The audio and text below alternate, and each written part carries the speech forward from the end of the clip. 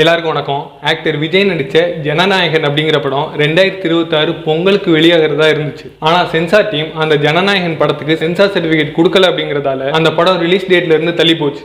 இப்போ ரீசெண்டா அந்த படத்துல கட் பண்ண வேண்டிய காட்சிகள்லாம் கட் பண்ணி மறுபடியும் சென்சார் டீமுக்கு சென்சார் சர்டிபிகேட் வாங்குறதுக்காக அமைச்சிருக்காங்க.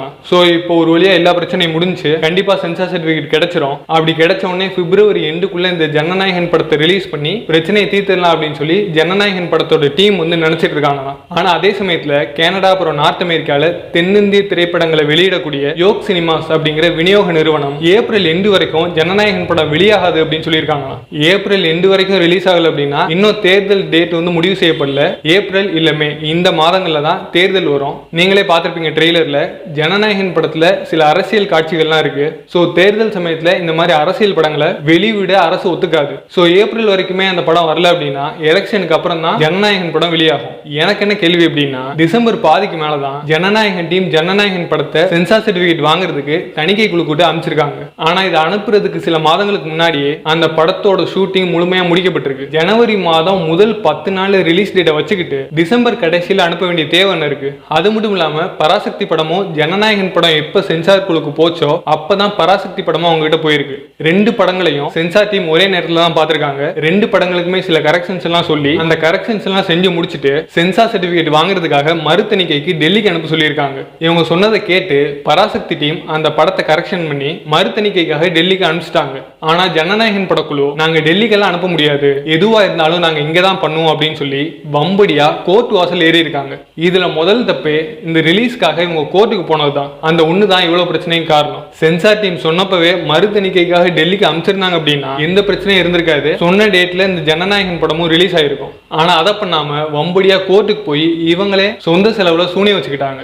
இதுல ஜனநாயகன் படம் பொங்கலுக்கு ரிலீஸ் ஆகும் அப்படின்னு தெரிகிற காலகட்டத்துல அந்த படத்தோட பராசக்தியும் கிளாஸ் வருதான் அப்படின்னு கேள்விப்பட்டு எங்க தலைவனோடய நீ கிளாஸ் விடுற அளவுக்கு பெரிய ஆள் ஆயிட்டியா அப்படின்னு சொல்லி சிவகார்த்திகேயனை பிடிச்சி திட்டிட்டு இருந்தாங்க. ப்ரொடக்ஷன் டீம் திமுக சார்புடைய நிறுவனம், டைரக்டர் சுதா கொங்கரா, அதுல நடிச்ச ஒரு ஆக்டர் தான் சிவகார்த்திகேயன். அவ்வளவுதான். படத்துல நடிக்கிறது தான் அவரோட வேலை. இந்த டைம்ல ரிலீஸ் பண்ணணும், இந்த டேட், இந்த இயர், அப்புறம் இந்த படத்தை பத்தி மற்ற விஷயங்கள்லாம் முடிவு பண்றதெல்லாம் அந்த ப்ரொடக்ஷன் டீம் தான். சிவகார்த்திகேயன் அந்த ப்ரொடக்ஷன் டீம் கிட்ட போய் ஜனநாயகன் படத்தோட கிளாஸ் விட வேணாம் அப்படின்னு சொல்லி நெஞ்சில் அடிச்சு கதறி அழுதாலும் ப்ரொடக்ஷன் டீம் என்ன முடிவு எடுக்கிறாங்களோ அதுதான் ஃபைனல். அது மட்டும் இல்லாம ஜனநாயகன் படம் இந்த டேட்ல தான் ரிலீஸ் ஆக போகுது அப்படின்னு சொல்றதுக்கு முன்னாடியே பராசக்தி டீம் அவங்களோட ரிலீஸ் டேட்டை அறிவிச்சிட்டாங்க. அது புரியாம விஜய் ஃபேன்ஸ் எல்லாம் ஒன்று சேர்ந்து சம்பந்தமே இல்லாம சிவகார்த்திகேயனை பிடிச்சி கடிச்சு கொதறிட்டு இருந்தாங்க. ஒரு படம் வெளியாகல அப்படிங்கிறதுக்காக காட்டுற ஆர்வம் கரூர்ல 41 பேர் இறந்தப்போ ஒருத்தனுக்கும் இல்ல. சோ விஜய் இவரோட கடைசி படமான ஜனநாயகனை வச்சு அரசியல் பண்றாரு அப்படிங்கிற ஒரு குற்றச்சாட்டும் இருக்கு. பாஜக அரசு திட்டமிட்டு இந்த படத்தை முடக்க பாக்குது அப்படின்னு சொல்லி ஒரு பார்வையும் இருக்கு. எனக்கு இந்த விஷயத்துல நடக்கிறத பார்க்கும்போது பாஜக அரசு இந்த படத்தை முடக்கி என்ன பண்ண போகுதுங்கிறது எனக்கு தெரியல.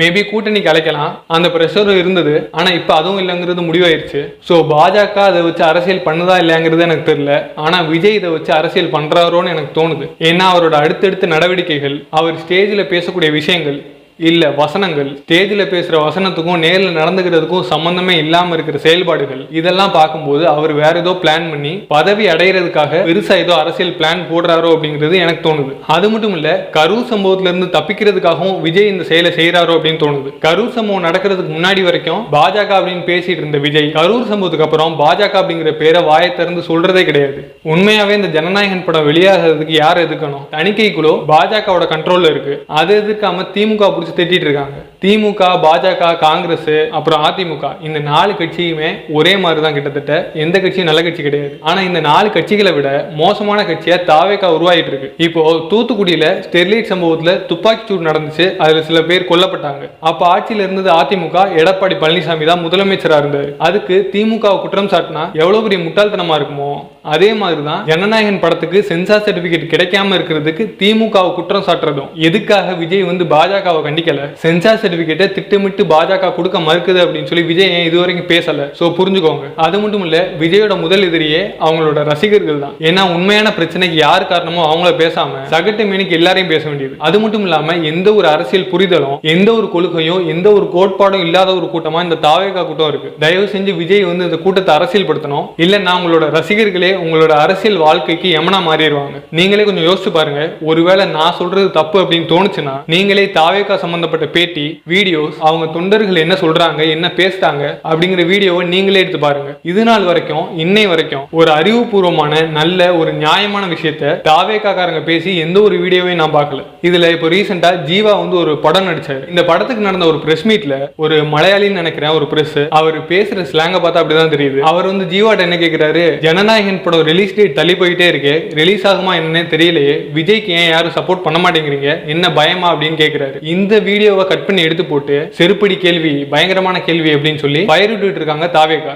இப்ப பதிலுக்கு கரூர்ல 41 பேர் இறந்தப்ப விஜய் கரூர்ல 30 பேர் இறந்துட்டாங்க, உங்களோட பதில் என்ன அப்படின்னு கேட்கும்போது திரும்பி பார்க்காம போனாரு. அது பயமா இல்ல என்னது? இப்படி ஜீவா கேட்டிருந்தாருன்னா என்ன ஆயிருக்கும்? அந்த இடத்துல அப்படிதான் கேட்டிருக்கணும். ஆனா அவர் பெருசா பேசல. ஒரு படம் ரிலீஸ் ஆகலங்கிறதுக்காக இவ்வளவு கொந்தளிக்கிறீங்கல்ல, இதே கொந்தளிப்பு ஏன் கரூர்ல அந்த மரணங்கள் நடக்கும்போது வரல? இந்த மாதிரி யாருமே கேள்வி கேட்கலையே. நான் எல்லாரையும் சொல்ல, ஆனா பெரும்பாலானவங்க இந்த கேள்வியை யாருக்கிட்டையும் கேட்கல பெருசா. ஸோ இந்த ஒரு சம்பவத்தை வச்சு நீங்க யோசிச்சுக்கலாம் நாம இந்த மாதிரியான மனநிலையில வாழ்ந்துகிட்டு இருக்கோம் அப்படின்னு. ஸோ இந்த வீடியோ பார்த்துட்டு இருக்கிறவங்க, இந்த வீடியோவில் நான் ஏதாவது தப்பா பேசியிருந்தேன் அப்படின்னு தோணுச்சுன்னா தாராளமாக அதை கமெண்ட்ல சொல்லுங்க. இல்லை நான் பேசினது சரிதான் அப்படின்னா அதையும் கமெண்ட்ல சொல்லுங்க, நாகரிகமான மொழியில. ஸோ கண்டிப்பா நம்ம தமிழ்நாட்டில் நல்ல அரசியல் வேணும் அப்படின்னா ரசிக மனப்பான்மையை விட்டுட்டு மனிதத்தன்மையை நம்ம வளர்த்துக்கணும். ஸோ அவ்வளோதான் அந்த வீடியோ. இந்த வீடியோ கீழே மறக்காம ஒரே ஒரு லைக் தட்டி விட்டுருங்க. அப்படியே நம்மளோட சேனலையும் சப்ஸ்கிரைப் பண்ணி சப்போர்ட் பண்ணுங்க. மறக்காம பக்கத்தில் இருக்கிற பெல் ஐகானையும் பிரஸ் பண்ணி நோட்டிஃபிகேஷன் ஆன்ல கொடுங்க. அப்பதான் அடுத்தடுத்து நான் என்னோட சேனல்ல போஸ்ட் பண்ற எல்லா வீடியோஸும் உங்களுக்கு நோட்டிஃபிகேஷன்ல வரும். அப்புறம் மறுபடியும் அடுத்த வீடியோல உங்களை சந்திக்கிறேன். அதுவரை உங்களிடமிருந்து விடைபெறுவது நான் உங்கள் ரகுராம்.